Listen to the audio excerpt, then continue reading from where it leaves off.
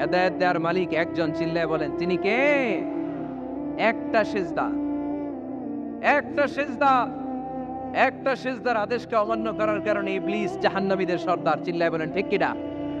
وَإِذْ قُلْنَا لِلْمَلَائِكَةِ اسْجُدُوا لِآدَمَ فَسَجَدُوا إِلَّا إِبْلِيسَ أَبَى وَاسْتَكْبَرَ وَكَانَ مِنَ الْكَافِرِينَ। আল্লাহ বললেন, ও ফেরেশতাকুল সবাই আমার আদেশ মোতাবেক আদমকে সেজদা করো। সবাই সেজদা করলো, একজন ছাড়া, সে কে? আরো জোরে বলেন কি নাম? আবা, অস্বীকার করলো, ওয়াস্তাকবারা, অহংকার দেখালো, ওয়া কানা মিনাল কাফিরিন, কাফিরদের অন্তর্ভুক্ত হলো, জাহান্নামীদের সর্দার হলো। কয়টা সেজদার আদেশ? আওয়াজ করে বলেন, কয়টা সেজদার আদেশ অমান্য করছে? সেজদা কয়টা দেয় নাই? আপনি দেন নাই কয়টা? হ্যাঁ, আমরা দেই নাই কয়টা? এক সেজদা না দিয়া জাহান্নামীদের লিডার। আমরা সেজদা মিস করছি কয়টা?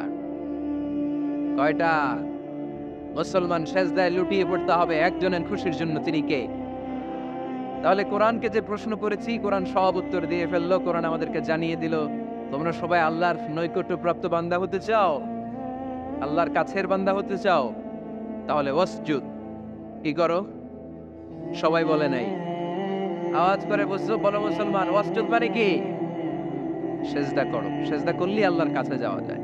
মনের যত জ্বালা যন্ত্রণা দুঃখ ব্যথা আপনি সেজদায় পড়ে আল্লাহরে বলেন। কোনো বায়া লাগবে না, কোনো মিডিয়া লাগে না, কোনো সিরিয়াল লাগে না, কোনো অ্যাপয়েন্টমেন্ট লাগে না। ডাকতে দেরি, ডাকে সাড়া দিতে দেরি হয়। তাহলে কোরআনের আলোকে আজকে আমরা জেনে গেলাম আল্লাহর কাছে যেতে হলে সেজদায় লুটিয়ে পড়তে হয়। এবার আমরা সুন্নাহর আলোকে জানার চেষ্টা করব কি করে আল্লাহর কাছে যেতে হয়। শুনবেন? কষ্ট হচ্ছে নাকি আপনাদের? সুন্নাহকে যদি আমরা জিজ্ঞেস করি, বিশ্বনবী রেখে যাওয়া সুন্নাতে যদি আমরা একটু তালাশ করি, একটু স্ক্যানিং করি, একটু চোখ বোলাই, তাহলে সুন্নাহ আমাদেরকে বলে বেশি বেশি নফল ইবাদত করো আর আল্লাহর নৈকট্য হাসিল করো। সুবহানাল্লাহ পড়বেন না? কোরআন বলেছে সেজদায় লুটিয়ে পড়ো। যা যা বললাম আমি ওঠার আগে জিজ্ঞেস করে আবার শুনে যাব, কারণ আমি মনে করি এটা ক্লাস। এটা কি ক্লাসে পড়া দেওয়া নেওয়া আছে না নাই? এতক্ষণ পড়ানোর পরে জিজ্ঞেস করার দরকার আছে না নাই? কোরআন বলছে কি আর সুন্নাহ কি বলে? নফল ইবাদত। আওয়াজ করে বলতে হবে, সুন্নাহ কি বলে? বুখারীর বর্ণনা, আল্লাহর হাবিব সাল্লাল্লাহু আলাইহি ওয়াসাল্লাম বলেন, মা ইয়াজালু আবদি ইয়াতাকাররাবু ইলাইয়া বিন-নওয়াফিল, বান্দা যত বেশি নফল ইবাদত করতে থাকে, করতে করতে করতে করতে বান্দা আমার কাছের নৈকট্য প্রাপ্ত বান্দা হয়ে যায়। হাত্তা উহিব্বাহু, এরপর আমি আমার বান্দারে এত ভালোবাসি, কুনতু সামআহুল্লাযী ইয়াসমাউ বিহি, বান্দা যখন শোনে সে তার নিজের কান দিয়ে শোনে না, আমি আল্লাহর কানে শোনে। কুনতু বাসারাহুল্লাযী ইউবসিরু বিহি, বান্দা যখন দেখে নিজের চোখে দেখে না, আমি আল্লাহর চোখে দেখে। ওয়া ইয়াদাহুল্লাতী ইয়াবতিশু বিহা, বান্দা যখন কিছু ধরে বান্দার হাতে ধরে না, আমি আল্লাহর হাতে ধরে। ওয়া রিজলাহুল্লাতী ইয়ামশি বিহা, বান্দা যখন হেঁটে যায় ওর নিজের পায়ে হাঁটে না, কেমন যেন আমি আল্লাহর পায়ে হাঁটে। আওয়াজ করে বলতে হবে আল্লাহু আকবার। মানে আল্লাহ বুঝাতে চাইলেন আমি তখন তার কান হয়ে যাই, আমি তখন তার চোখ হয়ে যাই, আমি তখন তার হাত হয়ে যাই, আমি তখন তার পা হয়ে যাই। আমার আর তার মাঝে আর কোনো ফারাক থাকে না, সে আমার একেবারে নিকটে চলে আসে। আওয়াজ করে পড়েন সুবহানাল্লাহ। এজন্য বিশ্বনবী সাল্লাল্লাহু আলাইহি ওয়াসাল্লাম বদরের প্রান্তরে তলোয়ার নাই, ঘোড়া নাই, ওট নাই, সৈন্য সামন্ত নাই, না খেয়ে হাড্ডি সারা 313 জন মুসলমানকে নিয়ে আল্লাহর উপর ভরসা করে বদরের প্রান্তরে দাঁড়ালেন। আর ওইদিকে কাফেরদের সৈন্যবাহিনী ছিল 1000। কয় হাজার? মুসলমান কয়জন? মাত্র 313 জন। ওদের কাছে অস্ত্র শস্ত্রে সজ্জিত সেনাবাহিনী। বিশ্বনবীর 313 জনের কাছে তলোয়ার নাই, ঘোড়া নাই, কিচ্ছু নাই। বিশ্বনবী আল্লাহর উপর ভরসা করে এক মুষ্টি বালি নিয়ে, ওয়াশাহাতিল ওযু, কাফেরদের চোখগুলো ধ্বংস হোক বলে তিনি বালুগুলো ছড়িয়ে দিলেন। মুহূর্তের মধ্যে 1000 সৈন্যবাহিনীর কাফের সৈনিকদের চোখের মধ্যে ধূলিকণা পৌঁছে দিল কে? আল্লাহর হাবিব সাল্লাল্লাহু আলাইহি ওয়াসাল্লাম বদরের প্রান্তর থেকে এক মুষ্টি বালু নিয়ে বললেন শাহাতিল ওযু, বলে তিনি বালু ছুড়ে মারলেন। 1000 সৈন্যবাহিনীর চোখের মধ্যে বালু ছড়াই দিছে কে? বুঝে শুনে উত্তর দিয়েন। এখানে 1000 লোক দাঁড়ানো, আমি বালু নিলাম, গায়ের যত জোর আছে সবার চোখের দিকে মারলাম। 1000 জনের চোখের ভিতরে ঢুকবে সর্বোচ্চ 5 জন, বেশি হইলে 10 জন, তার চেয়ে বেশি হইলে 20 জন, বেশি হইলে 50 জন। বুঝে শুনে উত্তর দিয়েন। আমার মুষ্টিবদ্ধ বালু ছুঁড়ে মারলে 1000 মানুষের চোখের মধ্যে পড়বে? আওয়াজ করে বলেন পড়বে। এজন্য আল্লাহ বলেন, নবী ওটা তুমি মারো না, ওটা আমি মারছি। সুবহানাল্লাহ নাই? আল্লাহ বিশ্ব নবীর ডেকে বলেন, ওমা রামাইতা ইয রামাইতা ওয়ালাকিন্নাল্লাহা রামা। নবী হে, বালু তুমি ঠিকই তোমার হাতে নিয়েছো, কিন্তু আমি আল্লাহ নিজ দায়িত্বে 1000 কাফেরের চোখের ভেতরে বালুগুলো পৌঁছে দিয়েছি। তাহলে বান্দা যখন নফল ইবাদত করে তখন বান্দার হাত আর বান্দার হাত থাকে না, ওইখানে আল্লাহর হাত যুক্ত হয়ে যায়। বান্দার পা থাকে না, সেখানে আল্লাহর পা যুক্ত হয়ে যায়। বান্দা যখন দেখে নিজ চোখে দেখে না, আল্লাহর দৃষ্টিশক্তি সেখানে যুক্ত হয়ে যায়। চিল্লায় বলেন ঠিক কি না? এজন্য নফল ইবাদত করতে রাজি আছেন তো? সুনানে তিরমিজির বর্ণনায় আল্লাহর হাবিব সাল্লাল্লাহু আলাইহি ওয়াসাল্লাম বললেন, হাদিসে কুদসি, কিয়ামতের দিন বান্দার যখন ফরজে ঘাটতি হবে, কিসে ঘাটতি হবে? ফরজে। আল্লাহ পাক বলবেন, উনজুরু আল্লি আবদি মিন তাতাওয়ু, ও ফেরেশতারা দেখো তো আমার বান্দা নফল করছে কিনা। ফরজে যেহেতু তার ঘাটতি, দেখো তো আমার বান্দার কোনো নফল ইবাদত আছে কিনা। ফেরেশতারা বলবে আছে। আল্লাহ বলবেন, তাহলে ফরজগুলার যেহেতু ঘাটতি, নফল থেকে কিছু এনে ফরজে বসাই দিয়ে ওগুলোর ফরজ বানায় দাও। এজন্য নফল ইবাদতের দরকার আছে না নাই? ফরজ তো করাই লাগবে, এটা কম্পালসারি, এটার মাফ নাই, এটা অব্লিগেটরি। নফল করে আল্লাহর কাছে যাওয়া যায়, নফল হচ্ছে ওভারটাইম। নফল ইবাদত কেমন? আওয়াজ করে বলেন। তাহলে কোরআনের আলোকে আমরা জানলাম যে আল্লাহর কাছে যেতে হলে কি করতে হয়? সেজদা দিতে হয়। আর সুন্নাহর আলোকে আমরা জানলাম আল্লাহর কাছে যেতে হলে কি করার মাধ্যমে কাছে যেতে হয়? আওয়াজ করে বলেন। নফল ইবাদত করতে রাজি আছেন সবাই? সবচাইতে শ্রেষ্ঠ নফল ইবাদত হচ্ছে কোরআনের তেলাওয়াত, ঠিক কি না? আল্লাহর হাবিব সাল্লাল্লাহু আলাইহি ওয়াসাল্লাম বললেন, নফল ইবাদতের মাধ্যমে আল্লাহর কাছে যেতে চাও, নৈকট্যপ্রাপ্ত বান্দা হতে চাও, আফদলুল ইবাদাতি তিলাওয়াতুল কোরআন। সবচাইতে যত নফল ইবাদতের লিস্ট হতে পারে, এই লিস্টে র‍্যাঙ্কিং এ 1 নাম্বার থাকবে কোরআনের তেলাওয়াত। এই কোরআন তেলাওয়াত করতে রাজি আছেন তো? আমার হাতে যে কিতাবটার নাম কি? সবাই বলতে পারেন নাই? আওয়াজ করে বলেন তো কিতাবটার নাম। এই কিতাবে ভুল আছে, সন্দেহ আছে, সংশয় আছে? এটা আলোর পথ দেখায়। এই কিতাব মানুষকে মানুষের মতো মানুষ বানায়, ঠিক কিনা? গরুর পেট থেকে বেরোলে ওটা গরু, ছাগলের পেট থেকে বেরোলে ওটা ছাগল হয়, মানুষের পেট থেকে বেরোলে ওটা মানুষ হয় না, ওটার মানুষ বানাইতে হয়। মানুষ বানানোর জন্য কোরআন পড়ার দরকার আছে না নাই? তাহলে নফল ইবাদত করে আমরা আল্লাহর নৈকট্য পেতে চাই। 1 নাম্বার যে ইবাদতের কথা আপনাদেরকে শোনালাম সেটা হচ্ছে কোরআনের তেলাওয়াত। রাজি আছেন সবাই? ফজরের পরেই এই নিমসার এলাকায়, এই কুমিল্লা এলাকায় কোরআনের সুমধুর বাণীতে আমাদের গ্রামগুলো মুখরিত থাকতে হবে। আওয়াজ করে বলেন ঠিক কি না? একটা সময় ছিল আমার বাংলার ৬৮,০০০ গ্রাম থেকে ফজরের পর কোরআনের ধ্বনি শোনা যেত। ৬৮,০০০ গ্রাম থেকে, মক্তবগুলো থেকে আল্লাহর বাণী শোনা যেত। কিন্তু এখন নানা ষড়যন্ত্রের কবলে পড়ে আমাদের মক্তব বন্ধ হচ্ছে, আমাদের কোরআন তেলাওয়াত থেমে যাচ্ছে। কোরআনের তেলাওয়াত কশিনকালেও থামায় দেওয়া যাবে না। চিল্লায় বলেন ঠিক কি না? রোজ সকালে শুনতাম আগে আল কোরআনের বাণী রে, আল কোরআনের বাণী। এখন শুনি সারে গামার দীপ্ত ফ্যান ফ্যানানি। ধর্মপ্রাণ মুসলমান আজকাল হয়েছে মডার্ন, ধর্মপ্রাণ আমরা বড়ই ধর্মপ্রাণ। নামাজ রোজার কিছু নাই, বলেও ধরি না কোরআন। ধর্মপ্রাণ, ঠিক কি না? প্রতিদিন কোরআন শিখায় যে তার পকেট যায় ফাঁকা রে, তার পকেট যায় ফাঁকা। সপ্তাহে 2 দিন গান শিখায় যে নেয় তো 1000 টাকা। ধর্মপ্রাণ মুসলমান আজকাল হয়েছে মডার্ন, ধর্মপ্রাণ ধর্মপ্রাণ আমরা বড়ই ধর্মপ্রাণ। নামাজ রোজার কিছু নাই, বলেও ধরি না কোরআন। ধর্মপ্রাণ। আমরা কি এমন ধর্মপ্রাণ হতে চাই? ফজরের পর আমাদের সিলেবাস কি? কোরআন তেলাওয়াত। আওয়াজ করে সবাই বলেন, ফজরের সালাতের পরে আমাদের প্রতিটি পরিবারে প্রতিটি ঘরের সিলেবাস কি? তাহলে কোরআন তেলাওয়াত করব। 2 নাম্বার তাহাজ্জুদের সালাত পড়ব। কিসের নামাজ? হুজুর ফজরই পড়তে পারি না। ফজরই যে ফজর পড়ে তার জন্যই না তাহাজ্জুদ, ঠিক কি না? ফজরই তো পড়তে পারি না, তাহাজ্জুদ পড়বো কখন? তাহাজ্জুদ পড়লে আপনার মর্যাদা বাড়ায় দিবে কে? রব্বুল আলামিন বলেন, ওয়া মিনাল লাইলি ফাতাহাজ্জাদ বিহি নাফিলাতান লাকা আসা আন ইয়াবআসাকা রাব্বুকা মাকামাম মাহমুদা। তাহাজ্জুদের নামাজ যারা পড়বে তাদের মর্যাদা বাড়িয়ে দেয় কে? কারণ ওই মুহূর্তে আল্লাহ প্রথম আকাশে নেমে আসেন আর ডাকে, আলা মিন মুস্তাগফিরিন আগফিরালা, কার ক্ষমা দরকার ক্ষমা চা, ক্ষমা করে দেব। আলা মিন মুস্তাকসির আকসুলা, কার খাবারের দরকার পোশাকের দরকার চাও দিয়ে দেব। চাও, কার কি লাগবে চাও আমি দিয়ে দেব। এজন্য শেষ রাতের দোয়া আল্লাহ কবুল করে। এই যে রমজান আসতেছে না সামনে, কোন মাসে রমজান? এপ্রিলে।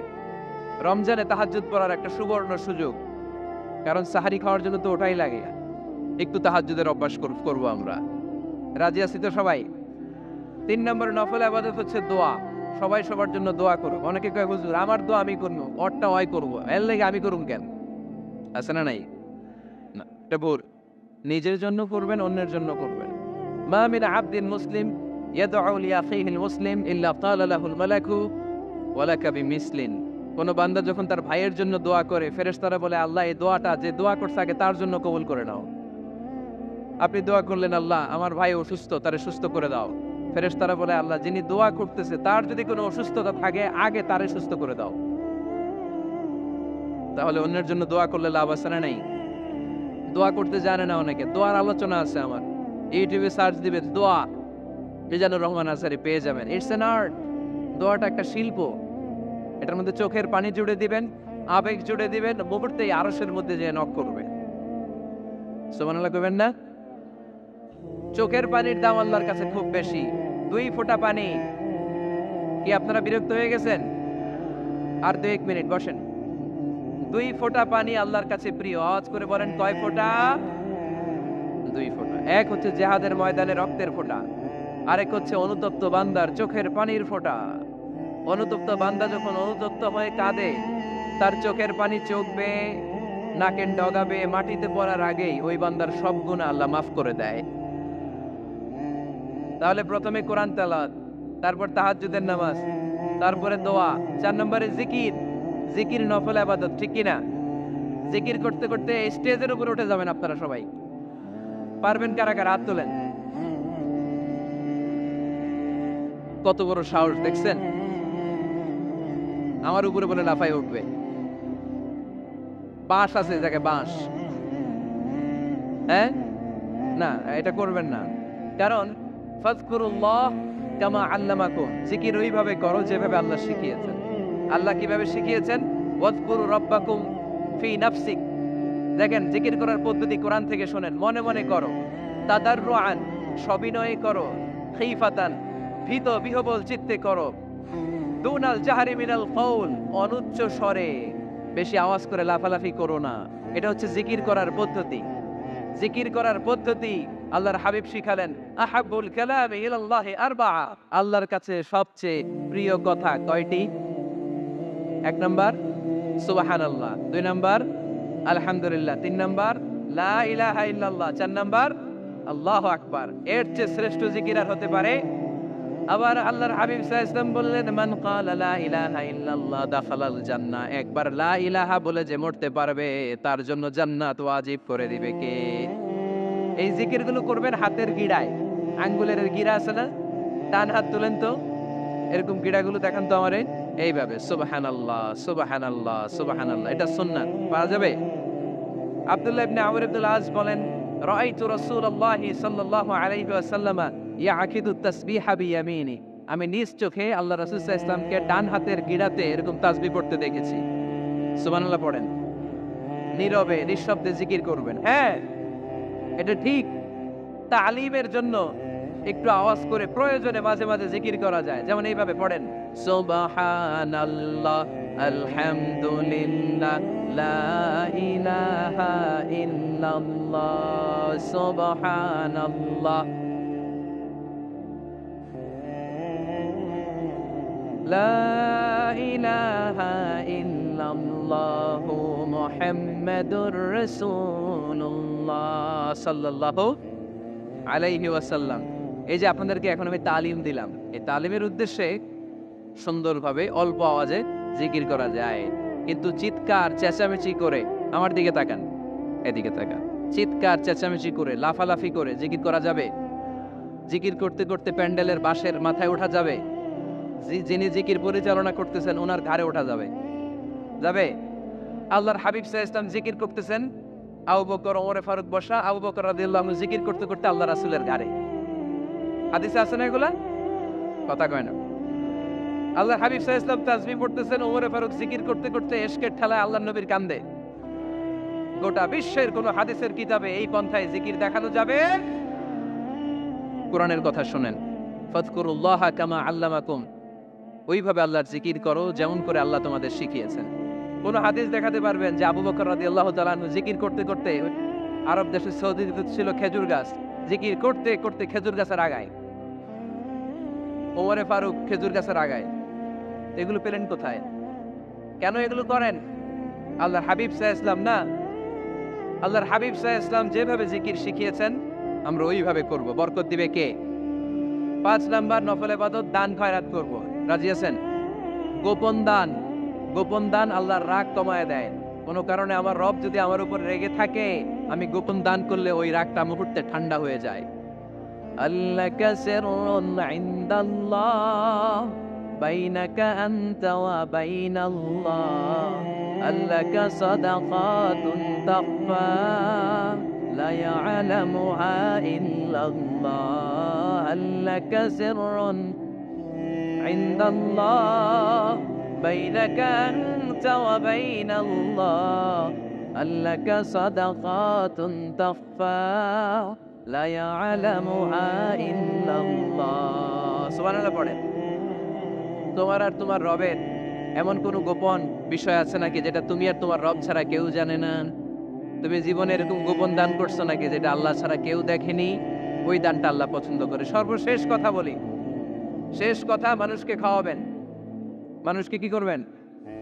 খাওয়ানোর চেয়ে ভালো নফল ইবাদত আছে? কি করবেন? খাইবেন। কি করবেন? খাওয়াতে রাজি আছেন তো? কিয়ামতের দিন আল্লাহ তাআলা বলবে, এই বনি আদম, আমি তোমার কাছে খাবার চাইছিলাম, তুমি আমারে খাবার দাও নাই। বনি আদম বলবে, আল্লাহ আপনি যদি খাবার চাইতেন খাবারের বস্তা নিয়ে যাইতাম। আল্লাহ তাআলা বলবেন, এই যে না খেয়ে থাকা পথ শিশুগুলো, শীতের রাতে শুয়ে থাকা না খেয়ে থাকা শিশুগুলো খাবার চেয়েছিল, তুমি খাবার দাও নাই। ওদেরকে খাওয়ালেই আমি আল্লাহকে খাওয়ানো হয়ে যেত। জান্নাতের পোশাক কেমন হবে জানেন? রেশমের পোশাক। ওয়া লিবাসুহুম ফিহা হারির, the dress will be in Jannah with fine green silk with the gold embroidery. জান্নাতে যারা থাকবে তাদের পোশাক হবে পাতলা সবুজ রঙের রেশমের কাপড়ের পোশাক, যেটার মধ্যে গোল্ডের, স্বর্ণের ডিজাইন করা, এমব্রয়ডারি করা থাকবে। ওই পোশাক পরিয়ে দেওয়া হবে আর বলা হবে নাম কান্নাউমিল আরুস, বাসর রাতে জামাই যেমনি আনন্দে ঘুমায় তুমিও ঘুমাও। দুনিয়াতে অনেক কষ্ট সহ্য করছো, দুনিয়াতে পুলিশের দৌড়ানি, র্যাবের দৌড়ানি, আছে না নাই? ইসলামের পক্ষে যারা কথা বলে নিজ এলাকায় পরবাসী, আছে না নাই? আহা, মামলা হামলা, ঝক্কি ঝামেলা ঝুঁকি একটার পর একটা, তার পিছু ছাড়ে না। সে ঘুমাইতেও পারে নাই, চিল্লায় বলেন ঠিক কিনা? আনন্দের ঘুম আমরা সেদিন দেব, ইনশাল্লাহ। কবেন না? নাম কানাউমিল আরুস, বাসর রাতে বর যেমনি কনেকে নিয়ে ঘুমায় ঘুমাও। দুনিয়াতে ঘুমাইতে পারো নাই, দুনিয়াতে খালি দৌড়াইছো। কি করছো? দৌড়ানির উপরে ছিল। আজকে দৌড়ানি নাই, আজকে দৌড়ানি হবে ওই দলে। কথা কর। যারা ইসলামের পক্ষে ছিল না, আজীবন ইসলামরে বাঁশ দিয়েছে, আজকে ওদেরকে বাঁশ দেওয়ার পালা। সেদিন হিসেব উল্টে যাবে। কথা বলেন। এবার ওদেরকে প্রশ্ন করা হবে, তুই ক মার রব্বু? কয় আমি জানি না। কি জানোস? কয় কিছুই জানি না। কি যে জানি না ওইটাও জানি না। দ্বিতীয় প্রশ্ন, ওয়ামা দীনুক, তোর ধর্মের নাম কি? কয় জানি না। ফেরেশতারা কয় আর প্রশ্ন বাকি একটা, তারপরে আমগো খেলা শুরু। ওমান হাযার রাজুল, do you know this person? দেখো তো এই লোকটার চিনা চিনা লাগে কিনা। কয় না, চিনি না, আমি কিচ্ছু জানি না, আমি কিচ্ছু মনে করতে পারছি না, খালি আমি মদ খাইতাম আর চিয়ার্স করতাম, এটা মনে আছে। আমি ইসলামের বিরুদ্ধে দৌড়াতাম, ইসলামের পক্ষের শক্তির উপর হামলা চালাতাম, এগুলো মনে আছে। কোরআনের বিরুদ্ধে ছিলাম, ইসলামের বিরুদ্ধে ছিলাম, বিশ্বনবীর বিরুদ্ধে ছিলাম, বিশ্বনবীর বিরুদ্ধে আমি বিষোদাগার করতাম, ইসলামের বিরুদ্ধে আমি জনপ্রচারণা চালাতাম। আজীবন আমার জীবনটারে আমি কাটিয়েছি ইসলামের বিপক্ষে। সুদ, ঘুষ, দুর্নীতি, যৌতুক, মদ ছিল আমার নিত্য সঙ্গী। আমি কিচ্ছু মনে করতে পারছি না, আমার ধর্ম নাই, আমার কিছুই মনে নাই। ফেরেশতারা বলবে ঠিক আছে, এবার আমগো খেলা শুরু। ফায়ুতরাফু বিমাতারিকা মিন হাদিদ, লোহার হাতুড়ি দিয়ে এবার ওর পিটানো শুরু হয়। পিটাতে পিটাতে ওর গায়ের গোশত আর মাসেলগুলো থেতলে ফেলা হবে। ইয়কালু লিল আরদি ইলতাইমি, জমিনকে বলা হবে চাপ দাও। ফাতাখতালিফা আতলাউ, বলে আয়াযু বিল্লাহ।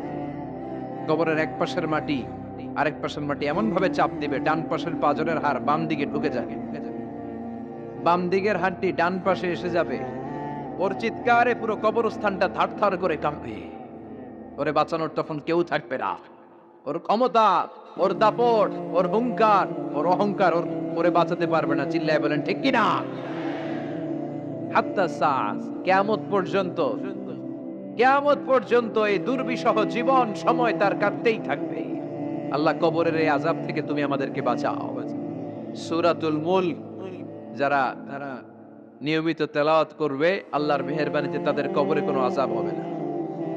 করতে রাজি আছেন? কথা কয় না, করতে রাজি আছেন সবাই? বিষ্ণুই বললেন এখানেই শেষ নয়, আরো আছে। শাফাআত লি সাহিবিহা, এই সূরাটা কিয়ামতের দিন এই সূরা যে তেলাওয়াত করবে তার পক্ষে সুপারিশ করবে। কোরআন যদি আপনার বিপক্ষে আল্লাহর কাছে নালিশ করে, আপনার বাঁচার কোনো উপায় আছে? আপনার পীর সাহেব আপনারে বাঁচাইতে পারবে? তাইলে আপনার দলের নেতা, কথা কন, কেউ বাঁচাইতে পারবে আপনারে? কোরআন যেমনি আপনার বিরুদ্ধে দাঁড়ালে আপনারে বাঁচাতে পারবে না, কোরআন তেমনি আপনার পক্ষে দাঁড়ালে আল্লাহ আপনারে ফেলে দিতে পারবে। কোরআন আপনার পক্ষে থাকলে আল্লাহ আপনাকে দয়া করবেনি। বিশ্বনবী বলেছেন ইকরাউল কোরআন ফাইন্নাহু ইয়াতি ইয়াউমাল কিয়ামাতি শাফিআন লিআসহাবি, কোরআন তেলাওয়াত করো, কেননা কোরআনের তেলাওয়াত এটা কিয়ামতের দিন তোমার জন্য সুপারিশ হয়ে দাঁড়াবে।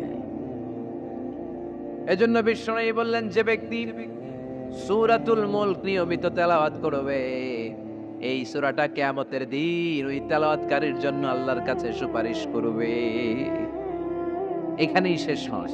বিশ্বনবী বললেন খাসামাত আন সাহিবিহা, এই সূরা যে তেলাওয়াত করবে তার পক্ষে আল্লাহর সাথে এই সূরাটা দাঁড়িয়ে তার পক্ষ নিয়ে আল্লাহর সাথে তর্ক করবে, ঝগড়া করবে। আল্লাহ তুমি ওরে জান্নাত দিবা না কেন? ওরে মাফ করবা না কেন? তুমি না গফুর, তুমি না গফফার, তুমি না রহিম, তুমি না রহমান, তুমি মাফ করে দাও। ও মিয়া, সুপারিশ করতেছে কে? সূরাতুল মুলক। সুবহানাল্লাহ কইবেন না? কতক্ষণ এই তর্ক আল্লাহর সাথে সে চালাবে? হাত্তা আদখালাহুল্লাহুল জান্নাহ, যতক্ষণ না আল্লাহ তার জান্নাতে না ঢুকায়।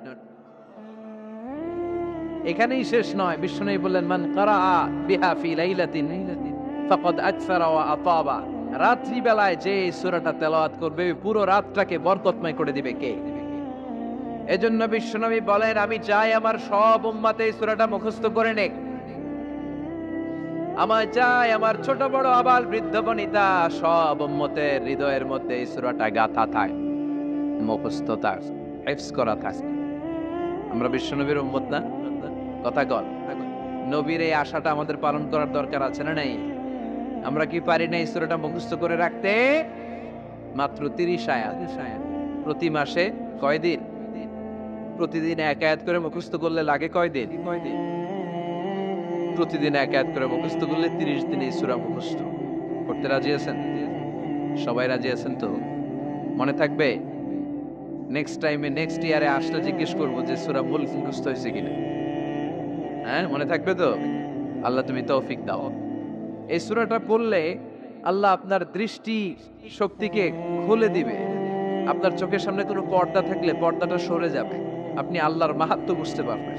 আপনি আল্লাহরে চিনতে পারবেন, আপনি আল্লাহর অস্তিত্ব টের পাবেন। সুবহানাল্লাহ পড়েন। অনেকেই বলে যেটা দেখি না তা মানি না। যারা স্রষ্টাকে বিশ্বাস করে না তারা বলে আনসিন ইজ নাথিং, যেটা দেখা যায় না এটা বিশ্বাস করি না। নাস্তিকবাদের ছড়াছড়ি আছে না নাই? বাগেরহাটে কোনো নাস্তিক নাই মনে হয়, কথা কন। আছে আছে আছে। এত দাড়ি টুপি এগুলোর ভিতরে ঢুকে কেমনে ওগুলো? পিছনে পিছনে থাকে, এগুলো আজীবন পিছনে পিছনে থাকবে। কথা বলেন।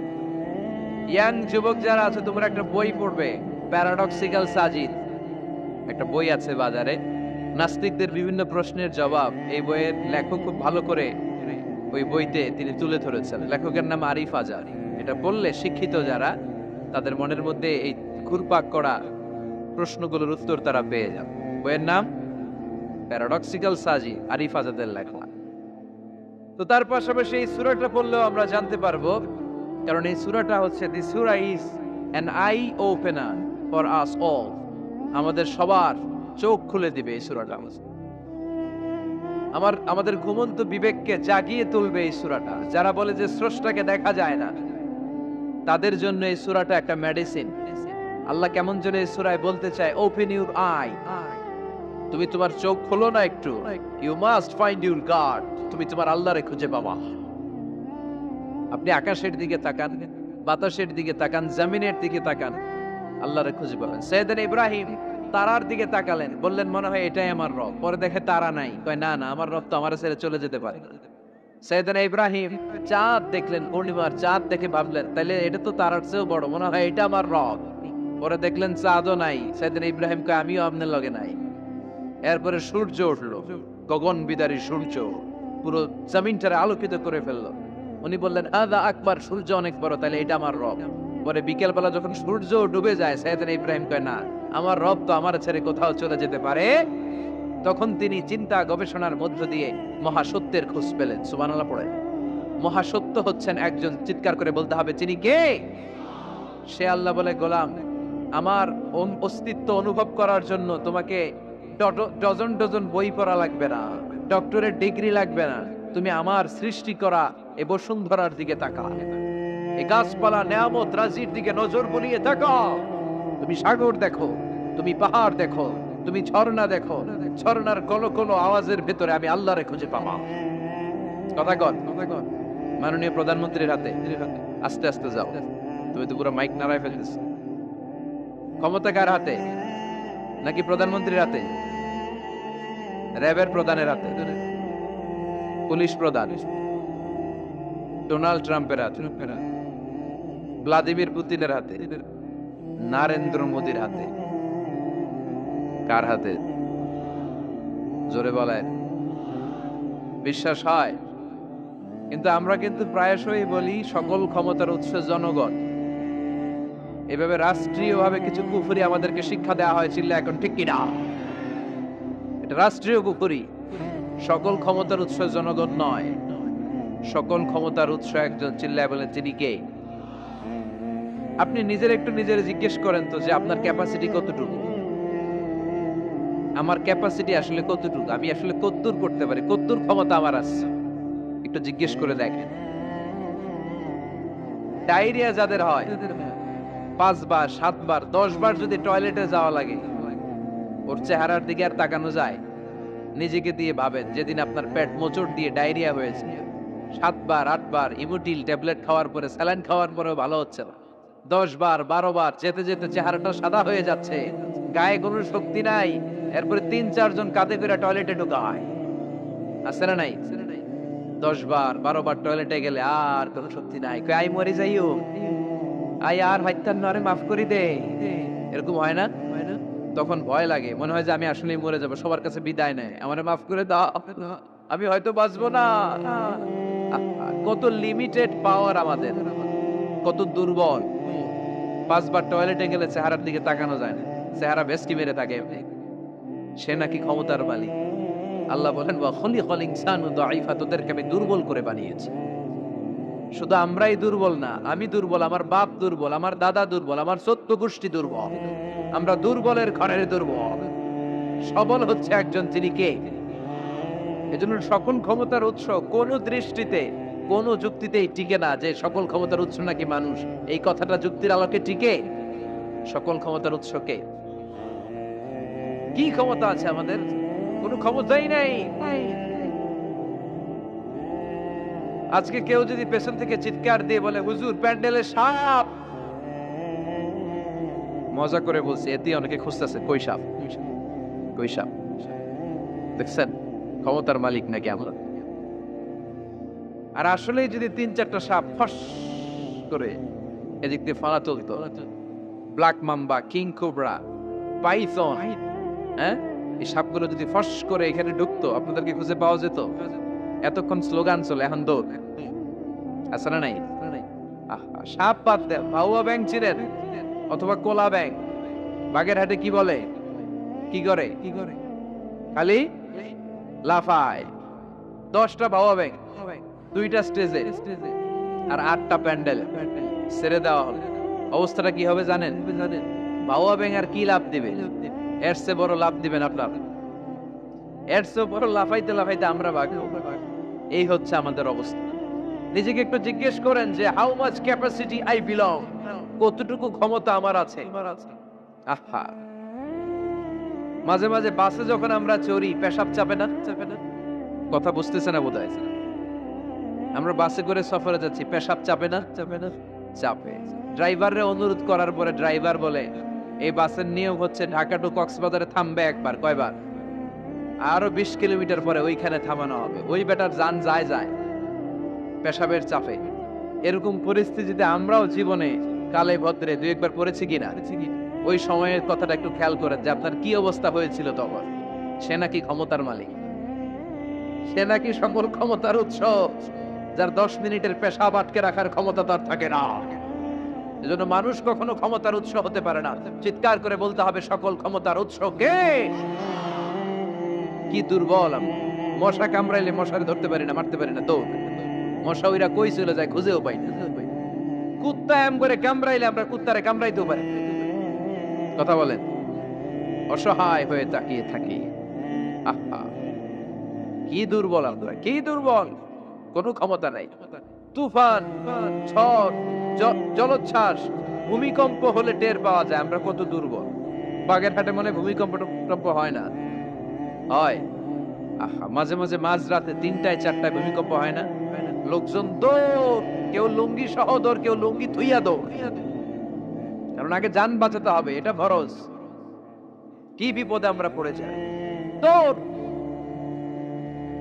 দুধের বাচ্চাটা পড়ে থাকে, ওরে কোলে নিয়ে দৌড় দিব, নাকি স্ত্রীকে ডাকবো, নাকি ভাড়াটিয়াদেরকে উঠাবো, নাকি ছাদ থেকে নিজেই লাফ দেব? ভূমিকম্প যখন শুরু হয়, আমেরিকা যখন ভূমিকম্প শুরু হয়, ডোনাল্ড ট্রাম্প যে বিল্ডিং এ থাকে, ডোনাল্ড ট্রাম্প মনে হয় দৌড় দেন। কথা বলেন। আমাদের প্রধানমন্ত্রী যে বিল্ডিং এ থাকে, ওই বিল্ডিং এ যদি ভূমিকম্প হয়, কথা কন, আমি কই নাই কিন্তু আপনারা কইছেন দৌড়। বাঁচার জন্য দৌড় দিতে হবে।